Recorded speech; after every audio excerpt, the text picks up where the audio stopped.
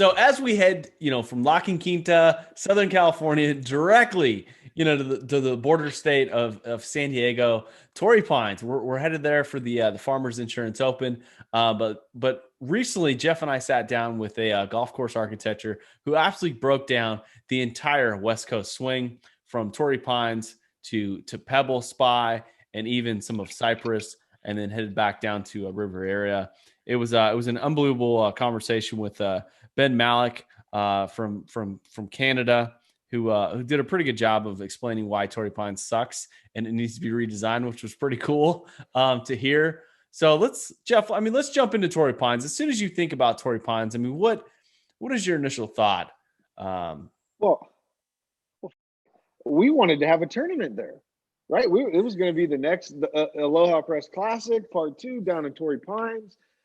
You've played it. You said it was beautiful, one of your favorite courses. And then we hop on the podcast with Ben, and Ben breaks that thing down and pretty much says it's a fucking flooded piece of shit, and it needs some work. So I don't know if I really want to. I don't know if I want to spend the money to go there. I'm sure it's going to be beautiful this week. They're going to have great weather out there. Hopefully, I don't know. There's a big storm coming through California. If it's going to hit that far down and in the southern coast, I don't know. But anytime you're playing in San Diego, I mean, anytime you're in San Diego, period, it's going to be fucking awesome. And they got a pretty good field, so it should be a really good tournament. There's no football to compete against this week, so it's going to be the big deal. Jim Nance is coming back out of the football booth to do golf. I'm looking forward to it. We're gonna have a CBS broadcast. This is special. I mean, Sir Nick Faldo is gonna be back. I mean, we haven't talked about Nick Faldo in fucking months. Like, this is kind of incredible. Like, I guess since the Masters, we've been dealt with the 3 hour fucking golf windows by Golf Channel, which has just been a fucking struggle. So I'm looking forward to it. We'll see if CBS pulls any fucking hats out of the bag. Do you think CBS has any opportunity to capitalize on how fucking boring NBC has gone with their television coverage? Do you think CBS has something maybe different to present to make golf a little bit more interesting? In my opinion, a fucking beautiful place. I love San Diego. Like, if I could live anywhere, San Diego might be a fucking place I'd want to visit. I don't think so at all. I mean, you look at professional sports in baseball, basketball, and football, and every year they add something new to the telecast, the broadcast, right? Whether it's these gimmicky lines, pitch speeds, the graphics, they always do something, right? The PGA Tour kind of stays neutral. They don't do a lot. They've got to do something to make golf more entertaining for the people that watch it, especially for the people that don't watch it, to get them to kind of come get interested. And I don't know if it's like, hey, Nick Faldo's bet, he put $500,000 on this guy to win, and that we keep money lines on these guys, live bets, something like that, because it's going to be the same old, same old. We're going to see the same old, same old. They're going to show ocean waves hitting the rocks. They're going to show the Torrey Pine trees. They're going to show Catalina Island. What's going to happen, dude? Yeah, I mean, they're going to show a group snorkeling. You're going to see the fucking parasailers. You're going to see the guys like cruising over the green, which is amazing. But the thing that we are going to get to see is we're going to get a glimpse of the U.S. Open venue at the South Course this year, and it seems like it's drawn a lot of guys to Torrey Pines this year in preparation for the U.S. Open. Rory McIlroy jumped on an airplane after he lost in Abu Dhabi and flew straight to San Diego. And it seems like most guys are making the trek to San Diego, and it seems like it's going to have a really good field to include Justin Rose, Gary Woodland, Jason Day, who you said, Phil, no Tiger because he's recovering some back surgery with some dicks on his back apparently. I'll cut that out. No, I like it. Here's the thing. I get it that it's going to host a major this year.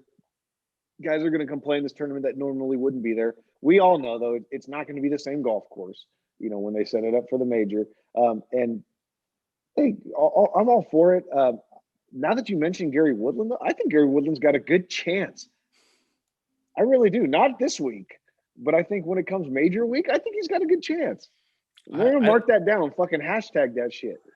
I think so. He had a bunch of he had some injuries with his fucking leg, and he was getting like cortisone shots, and It seems like he played last week pain free, and I know he made the cut. He didn't specifically have a great weekend, but I think he plays well on the West Coast, especially near the cliffs of the Pacific. So he's definitely a guy to look out for. Um, but I mean, Jeff, I mean, we got round two of the wager. I mean, we've got all kinds of guys to pick from. I mean, Torrey Pines, North and South. They don't want the Aloha Press there, but who do you got this week? Who are you putting all your money on to hopefully win a couple bottles back, or at least one bottle back down in San Diego? Well, so the big winner pot hits $60 this week, right? For picking the winner. So I'm proud that that's still intact after last week because I was very nervous.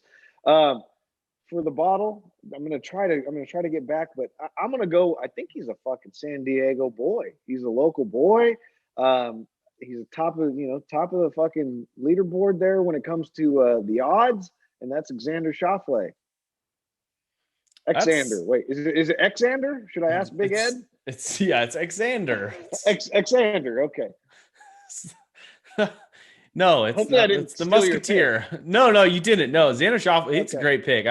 He ended a pretty good season, and it'll be interesting to see how he plays, especially Torrey Pines. Yeah, he's a San Diego cat, I think is what the SoCal people say. I think I'm going with Gary Woodland. Like he's pain free. He's it was him or Francesco Molinari who played particularly well at PGA West. But yeah, I'm going with Gary Woodland.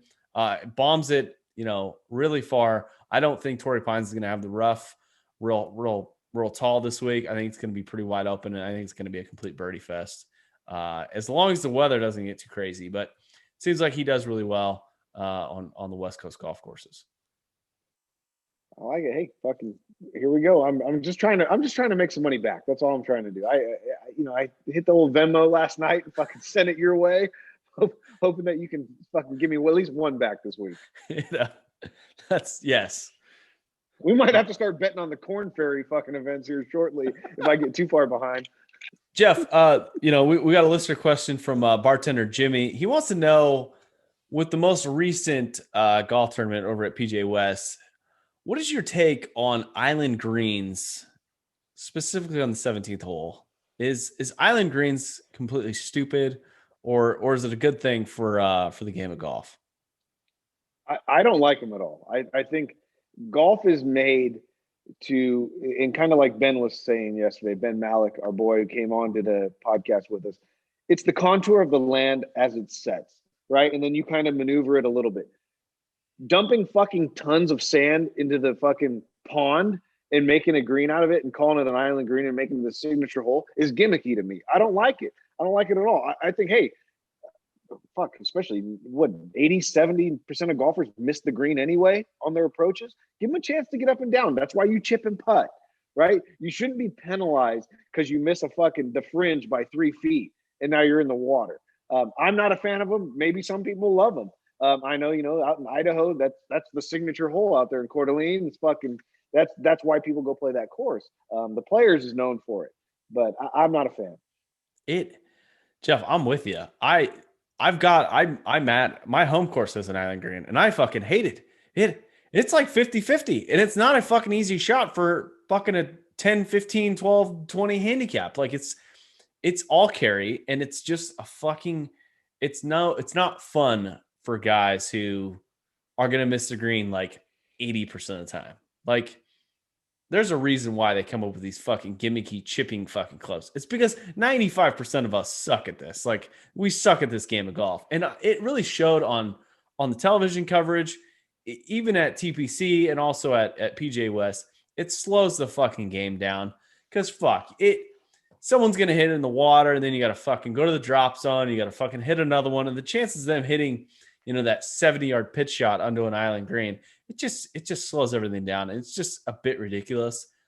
My strongest take, though, is for the PGA Tour, it does not draw any excitement out of me when guys are hitting sand wedges and gap wedges and pitching wedges to a fucking spot. Like, it's those guys are the professional golfers. This isn't some fucking amateur hour. Like, this isn't a fucking close as the pin contest for them. Give them a real fucking challenge. If you're gonna have an island green for these PGA Tour players, like, okay, it's gonna be 285 yards. Good luck. You know, like, Exactly. let's make it ridiculous. Let's make it stupid. Well, and that's the thing. If you want to make it this make or break type of hole where, hey man, it's either birdie or it's bogey, maybe double if you put it in the water. Yeah, make it harder than a fucking 56-degree wedge. Okay, make it hard, like you said. Hey, make them have to hit 3-iron hybrid. You know, to a true island green where there's no bailout, there's no bunker, there's no safety. It's a fucking bridge and a green. That's it. But for the amateur guys and for everyday courses, like, it's a gimmick. It's dumb. You shouldn't have your round make or break on a par 3. You shouldn't.